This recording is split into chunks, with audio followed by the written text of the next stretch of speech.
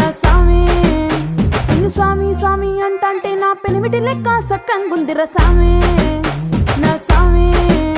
నీ ఎనకే ఎనకే అడిగేస్తాంటే నీ ఎనకే ఎనకే అడిగేస్తాంటే ఎంకన్న గోడి ఎక్కినట్టుందిర సామి నీ పక్కన కూసుంటాంటే పరమేశ్వరుడే తక్కినట్టుందిర సామి